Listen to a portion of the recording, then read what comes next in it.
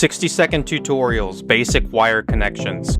Step 1. Strip back wire insulation using a vice grip stripper, or with an electrical wire stripper, or you can simply use a pocket knife. Step 2. Twist frayed copper tightly. Step 3. Use one of the following methods for your connection. A. Male and female connections need crimped on.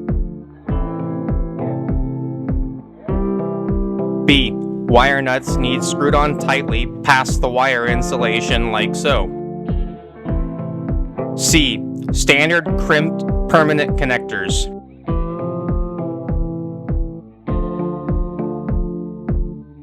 D. Solder wires together.